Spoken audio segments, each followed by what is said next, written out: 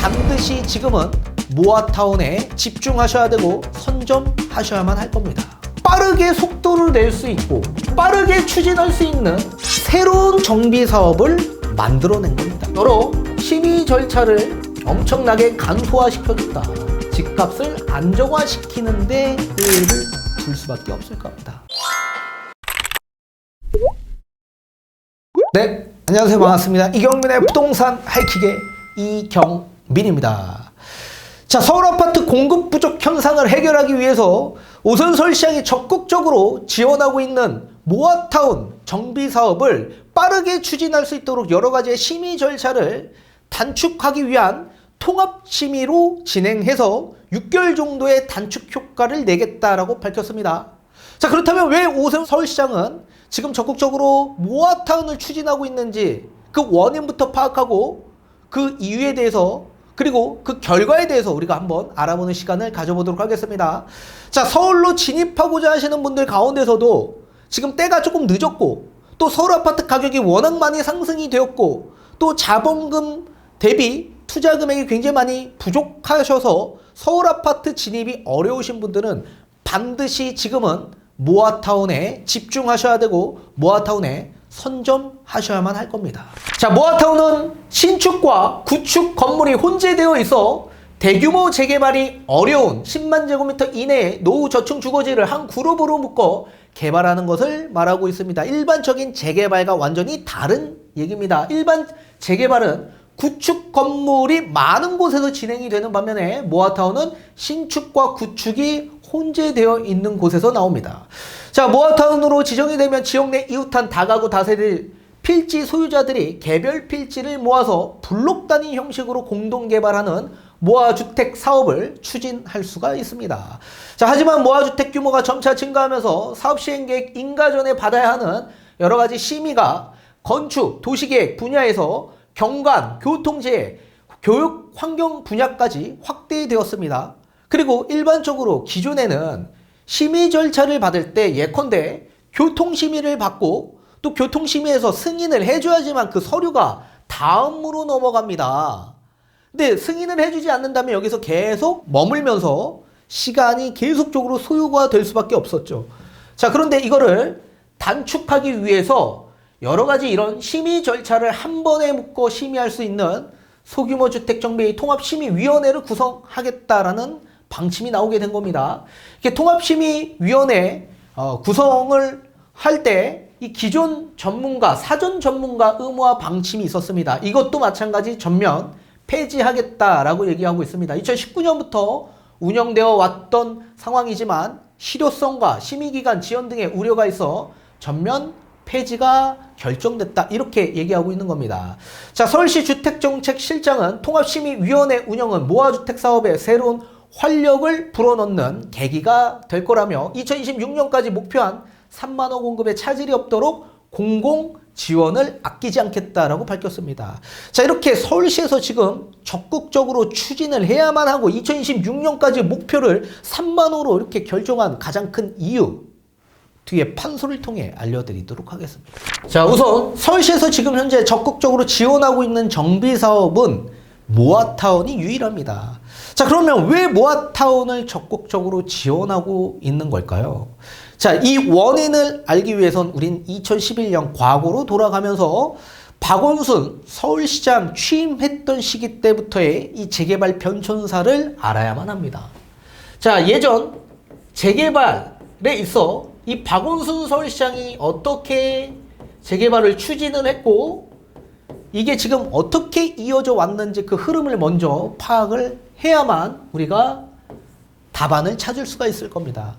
자, 우선 2003년 서울시 뉴타운 사업이 본격화되면서 지속적으로 여러 구역 지정이 설정이 되면서 개발이 본격화되었습니다. 자, 그런데 시간이 지나다 보니 추진 동력이 엄청나게 약해졌습니다. 자, 추진 동력이 약해진 가장 대표적인 이유는 규제가 굉장히 강화해졌기 때문에 그렇습니다. 그뿐만 아니라 주민들의 반대가 엄청나게 심각하게 부딪혔다. 자, 우리 재개발을 추진하고 재개발이 지정되기 이것까지는 법적 요건이 필요합니다. 자, 면적 기준 1만 제곱미터가 넘어야 되고 또 30년 이상 노후주택의 각각의 동수가 3분의 2 이상이 충족이 돼야 되고 주민들의 동의가 약 30% 이상이 돼야지만 추진할 수 있었습니다. 자, 그런데 여기에 규제가 훨씬 더 강화해진 2015년부터 21년까지 적용되었던 주거정비제 규제가 본격화되었었습니다. 자, 주거정비제라는 건 뭐냐면 기존에 노후도에 여러 법적 요건이 있었죠. 각 동마다 노후도가 3분의 2 이상이 돼야만 하는데 여기 플러스 연면적 기준에 60%의 노후도도 충족해야 되고 평가 항목의 점수도 70점이 넘어야만 통과가 되었었습니다. 자, 연면적이라는 건 바닥 면적의 합계입니다. 자, 기존에 이 재개발은 낙후된 지역에서 진행이 되었는데 구축 빌라가 많은 곳에서 신축 빌라가 많이 생겨나게 된다면 노후도가 훼손될 수밖에 없었습니다. 노후도가 훼손된 가장 큰 이유는 단독과 다가구는 2층, 3층 건물이었는데 이걸 허물고 5층, 6층으로 올리는 겁니다. 그러면 5층, 6층의 이 바닥 면적의 노후도 합계가 60%가 넘어야 되는데 신축이 많아지면 어떻게 됩니까? 당연히 노후도가 훼손될 수밖에 없겠죠. 여기에 평가 항목 점수 중에서도 주민들의 동의가 한 40점 정도가 됐고요. 노후도가 30점, 또 도로 연장률 이것도 한 15점, 또 세대 밀도도 한 15점 이렇게 해서 총 합산 70점이 넘어야 되는데 대다수가 다 탈락했다. 그렇기 때문에 재개발을 추진하지 못했던 겁니다. 그리고 주민 반대가 너무나도 심각하게 부딪혔었습니다. 자, 이런 낙후된 지역 일대에서는 기존 원래부터 살고 있었던 원주민들, 이 원주민들의 연령층을 보게 되면 굉장히 높았다. 그리고 지역적 낙후가 너무나도 심한 지역이었기 때문에 당연히 소득 수준이 낮을 수밖에 없었겠죠. 그럼 이런 원주민들은 그 당시 기준에서 거의 한 80%가 만약에 분양을 받게 된다면 이 지역을 떠나야만 하는 분들이었었습니다. 그 이유는 분담금이 없었기 때문에 그렇죠.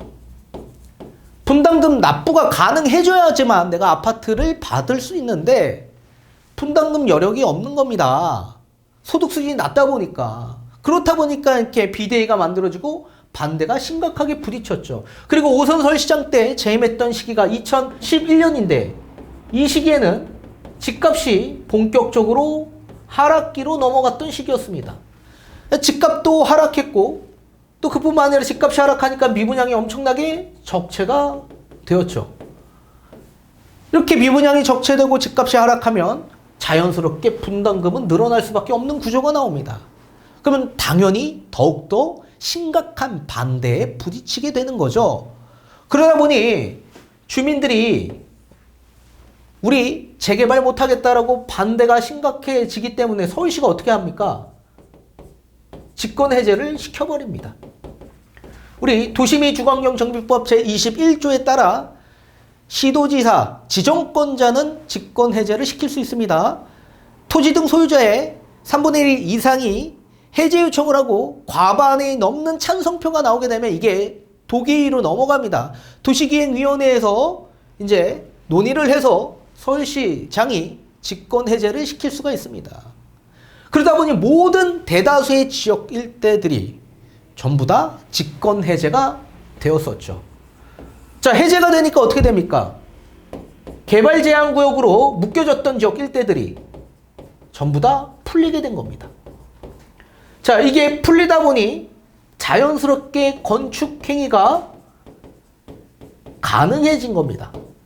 이렇게 건축 행위 제한이 해제가 되다 보니 건축업자들이 이런 노후된 지역 일대로 들어가서 각각의 신축 다세대를 짓기 시작합니다. 그러면서 노후도가 엄청나게 훼손이 되었다. 그리고 본격적으로 규제가 강화해졌던 이 정비지수제가 도입됐던 2015년부터 2019년까지 박원순 서울시장은 구역 지정을 단 한 군데도 하지 않았습니다. 단 한 군데도 하지 않았다. 그리고 전면 철거, 이 전면 철거인 재개발 방식을 어떤 형식으로 바꿨냐? 전부 다 도시재생 사업으로 바꾸기 시작합니다. 자, 도시재생 사업이란 어떤 사업이냐? 우리 역사와 문화를 그리고 마을을 보존하고 골목을 재생하는 사업입니다.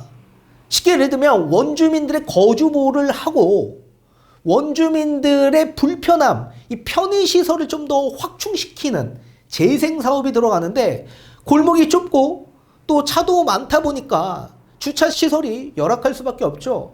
그래서 공용주차장을 신설하고 또는 주민들이 쉴 수 있는 또 공간, 이런 공원의 공간도 만들어주고 또 도시의 특색에 맞게끔 변화를 좀 시켜줍니다. 뭐 저기 벽면에다가 여러 가지 벽화도 그리고 또 우리 뭐 용산 해방촌 지역 가보시면 경사가 너무 높다 보니까 뭐 에스컬레이터 만들어주고 이런 형식의 재생 사업을 하기 시작합니다. 그러다 보니까 어떻게 됩니까? 자연스럽게 도시는 전부 다 슬럼화가 되기 시작한다. 그리고 중장기적인 상황에서 공급은 자연스럽게 줄어들기 시작합니다. 자, 서울은 아파트를 공급하려면 토지 위에 있는 주택을 허물고 지어야만 하겠죠. 근데 추진동력이 너무나도 약해졌었습니다. 규제가 본격화됐고 주민들의 반대가 너무나도 크게 부딪히면서 주민들이 해제 요청을 엄청나게 하기 시작합니다. 그러면서 서울시가 직권 해제를 전부 다 시켜버렸고 또 개발 제한 구역이 해제가 되면서 건축 행위가 가능해져서 건축업자들이 들어오면서 노후도를 엄청나게 훼손시키고 그리고 다세대 신축을 엄청나게 짓기 시작합니다. 그리고 2015년, 19년 규제가 본격화되는 시점에 구역 지정이 단 한 군데도 나지 않았고 전면 철거를 해야 되는 이런 재개발 방식으로 아파트 공급을 만들어줘야만 하는데 이걸 반대로 도시 재생 사업으로 진행을 하기 시작하면서 엄청난 공급 부족 현상과 집값 상승기의 수요가 맞물리면서 아파트 가격은 폭등한 원인으로 작용이 되었던 겁니다. 그래서 아파트 공급, 아파트 가격 현상이 일어났던 가장 큰 이유는 우리 박원순 서울시장의 도시재생 사업으로 진행을 해왔었기 때문에 패착이 된 겁니다.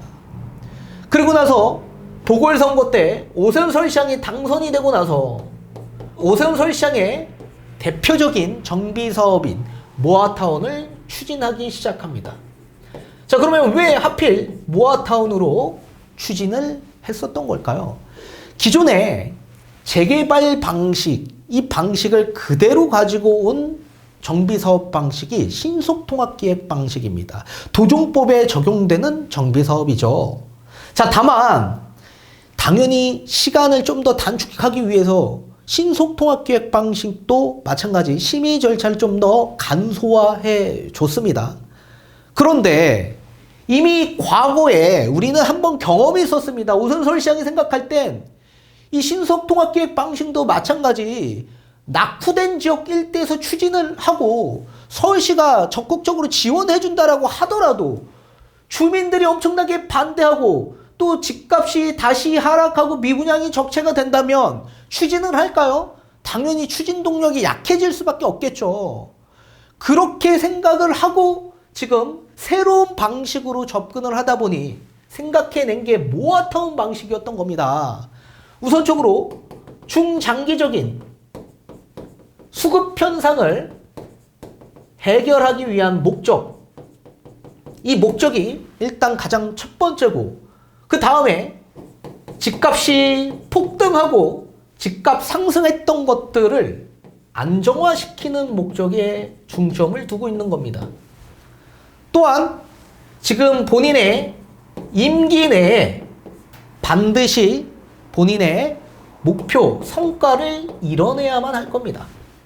아마 오세훈 서울시장은 차기 대권에 도전할 가능성이 매우 클 거라고 생각합니다.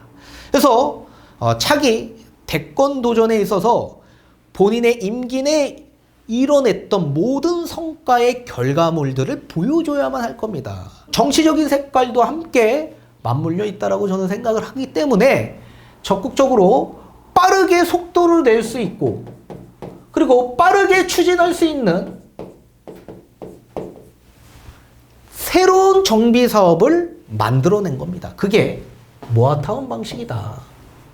자, 기존에는 엄청나게 낙후된 지역 일대에서 개발이 되었다면 지금 오세훈 시장이 재임하고 나서 전수조사를 해보니 서울시에 신축과 이 신축 다세대와 구축 빌라가 혼재되어 있는 곳들이 약 80%가 넘었더라 이렇게 얘기를 했었습니다.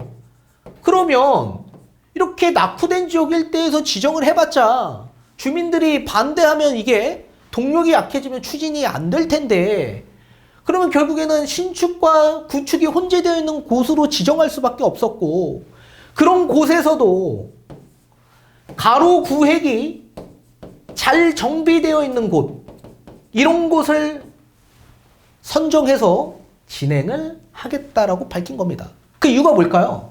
자, 가로 구획이 잘 정비되어 있는 곳들. 자, 이런 곳들은 결국 소득 수준이 기존에 있던 재개발 원주민보다 훨씬 더 높을 수밖에 없고요. 아파트의 대체 주택으로서 다세대 주택으로 들어가신 분들이 많은데 그렇게 다세대 주택으로 들어가신 분들 가운데서도 주변 시설이 좋아야 거주를 하지 않겠습니까?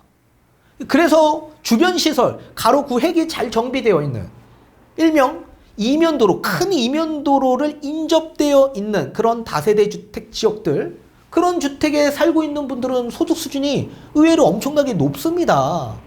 서울은 아파트 아니면 빌라밖에 없기 때문에 그렇습니다. 그리고 연령층들도 다양하다. 의외로 연령층이 엄청나게 낮은 분들이 굉장히 많죠. 그리고 신축 다세대가 많다 보니까 투자자가 많이 유입된 지역들입니다. 그러면 투자의 관점과 이해도가 이런 지역의 원주민들보다 훨씬 더 빠르지 않겠습니까? 따라서 이렇게 속도를 낼 수 있는 곳을 지정하는 게 핵심 포인트였다. 그렇게 보고 있는 겁니다. 자, 기존에 우리 모아타운에 선정이 되려면 우선적으로 그 지역 일대에 소규모 정비 사업으로 진행되고 있는 곳 가운데서도 조합 설립이 난 세 군데 또는 주민들의 동의가 30% 이상 얻어서 예정한 예정지 3개소 요렇게 있다라고 한다면 주민들이 뭐 할 수 있냐면 주민들이 제안할 수 있습니다. 그리고 공모에도 참여할 수 있죠. 이게 기존에 있던 재개발 방식과는 완전히 다른 방식입니다. 그래서 주민들이 우리 진행합시다. 이렇게 동의서를 얻어가면서 30% 이상의 동의를 얻고 또 구획을 잘 설정해서 예정지를 이렇게 3개소 이상 만들어진 곳들 또는 기존에 우리 다세대 주택 지역들 보시면 나홀로 아파트가 지어지는 곳들 있지 않습니까? 뭐 예컨대 소규모 재개발, 소규모 재건축 아니면 가로주택 정비 사업들이 있습니다. 대표적으로 기존에는 이렇게 1000세대가 넘어가는 대규모의 재개발 사업으로 투자자가 많이 몰렸었는데 그렇기 때문에 이렇게 100세대 뭐 미만 되는 가로주택 정비 사업 뭐 이런 곳에 투자자가 거의 없지 않았습니까? 그러니까 추진 동력이 약해졌던 겁니다. 이런 소규모 정비 사업도 기존에는. 그래서 이런 것들을 좀 더 개발을 확대하기 위해서 소규모 정비 사업으로 진행하고 있는 곳이 있다라고 한다면 그 이외의 모든 지역의 주택들을 다 모아서 함께 진행할 수 있는 모아타운을 만들 수 있는 그런 사업으로 진행하는 게 모아타운 방식이다. 이렇게 보셔야 됩니다. 그래서 주민들이 언제든지 추진을 해서 제안을 해서 선정이 될 수 있는 방안으로 나올 수 있고요. 또 그뿐만 아니라 노후도도 기존의 재개발 방식은 주거정비제가 도입이 되었기 때문에 연면적이 60% 이상 그리고 평가 항목 점수가 70점 이상 이렇게 점수를 매겼었다면 노후도는 50% 이상만 넘어가면 됩니다. 이렇게 다른 정비사업보다 노후도를 엄청나게 유연하게 해준 가장 큰 이유는 뭡니까? 기존의 신축 빌라가 많이 혼재되어 있기 때문에 이거를 낮춰준 겁니다. 그리고 또 여러 심의 절차를 엄청나게 간소화시켜줬다. 자, 기존의 재개발 방식은 구역 지정이 나고 추진위가 구성되고 조합이 만들어지면서 조합 설립이 나죠. 그리고 여러 가지 심의 절차를 받아야 되는데 통합심의를 하겠다라고 얘기하지 않았습니까? 통합심의. 한 번에 심의를 그냥 빠르게 진행할 수 있도록 6개월 안에. 그리고 뭐합니까? 사업시행 인가가 납니다. 사업시행 인가가 나고 관리처분이 나는데 이 관리처분까지 포함된 게 사업시행 인가다. 이게 모아타운에. 그리고 나서 착공을 합니다. 그리고 뭐하죠? 입주를 합니다. 엄청나게 간소화됐다. 자, 지금 서울시에서 시범사업단지로 지정되어 있던 강북구 번동지역 일대가 있습니다. 자, 기존의 소규모 정비사업이라는 건 너무나도 200세대 미만 정도 되는 소규모로 지어지는 나홀로급 아파트였다라고 한다면 지금 강북구 번동은 주택을 모아서 지역들이 광범위하게 넓어져서 블록 단위 형식으로 나와 3,000세대가 넘어가는 대규모 대단지로 구성되어 있습니다. 근데 2022년도에 선정이 되고 나서 어떻게 됐습니까? 지금 여기까지 끝났다. 그리고 이제 착공에 들어갑니다. 내년에. 그리고 뭐합니까? 26년에 입주합니다. 몇 년이 걸립니까? 22년도에 선정돼서 약 4년 정도밖에 걸리지 않았다. 그러니까 어떻게 됩니까? 투자자가 엄청나게 몰린 게 모아타운 아니었습니까? 현금 청산의 기준점도 엄청나게 유연하게 해줬죠. 따라서 지금 우리는 오세훈 서울시장이 적극적으로 지원하고 있는 그 원인을 먼저 파악을 해야 되는데 그 원인은 뭡니까? 재개발 방식에서는 추진 동력이 너무 낮아졌다. 그리고 지금 오세훈 서울시장은 차기 대권에 도전할 만한 인재라고 생각합니다. 그렇기 때문에 만약에 도전을 하게 된다면 반드시 본인의 성과를 내세워야 한 결과물을 보여줘야 되는 상황이 나온다. 그 결과물은 뭡니까? 속도를 내서 추진을 해서 이 중장기적인 수급 현상을 해결해줘서 집값을 안정화시키는 데를 둘 수밖에 없을 겁니다. 따라서 반드시 서울에 지금 현재 아파트 우리 입주를 하지 못하거나 아파트 진입을 하지 못하셨던 분들, 그런 분들은 이제 좀 더 시간을 두면서 지켜볼 수 있고 또 소액으로도 접근이 가능한 모아타운 방식이 지금은 가장 이상적인 서울 접근 방식이라고 저는 생각을 합니다. 답은 정부가 어떤 사업을 추진하고 어떤 사업을 지원하는지 그 부분을 명확하게 해석해서 접근해야 실패하지 않고 성공하는 투자가 되실 겁니다.